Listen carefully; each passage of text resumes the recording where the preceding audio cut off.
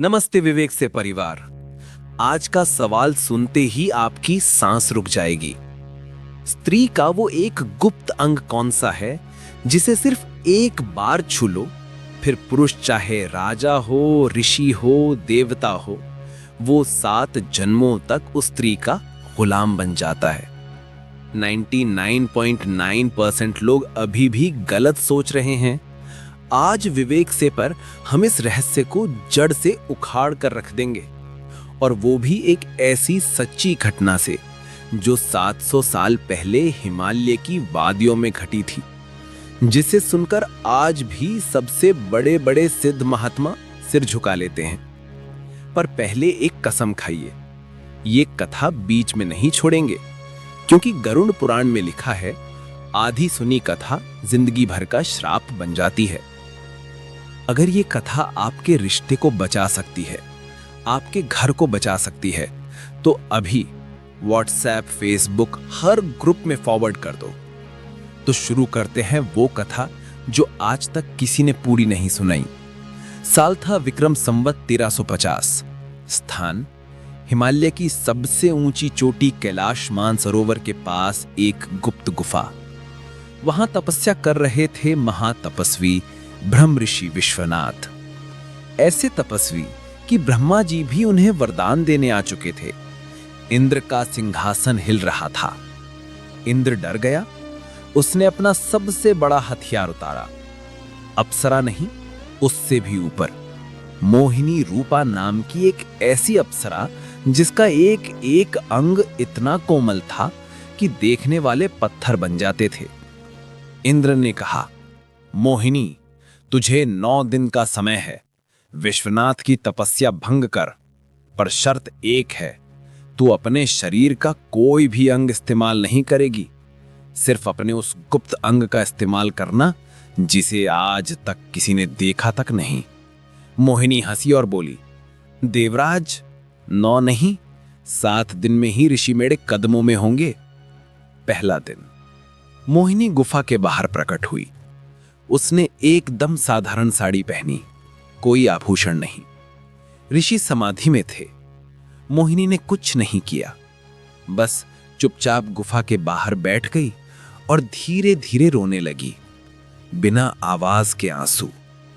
दूसरा दिन, तीसरा दिन, चौथा दिन, हर रात मोहिनी रोती रही। ऋषि की समाधि टूटने लगी।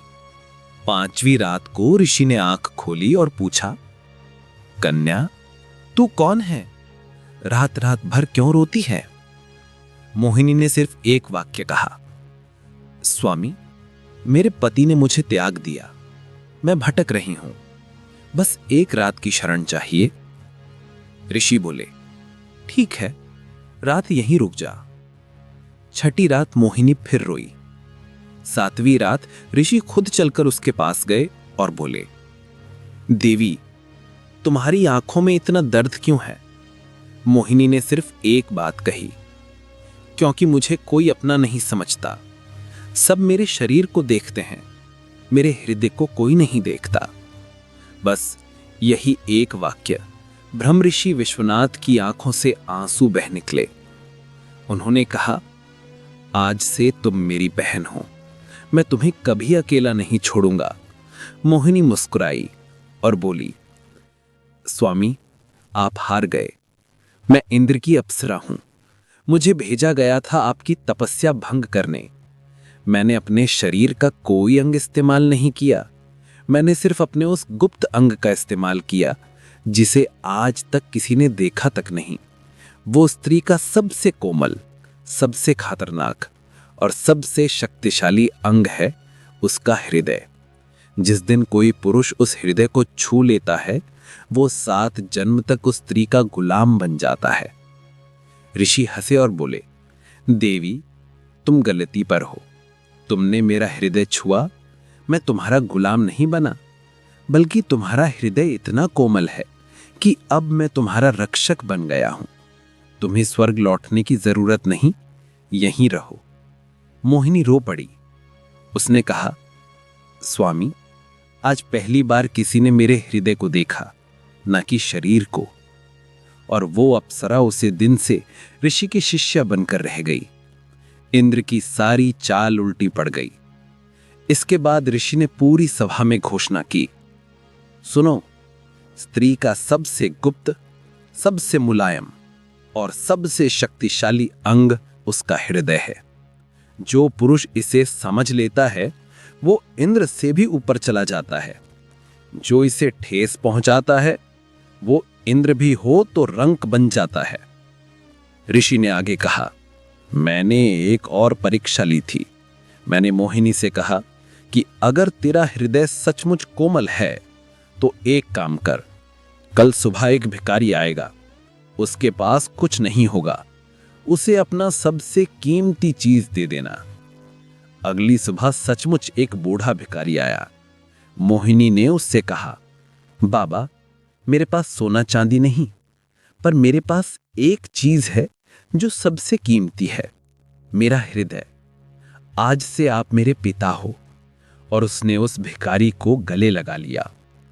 उसी पल भिखारी का रूप बदल गया।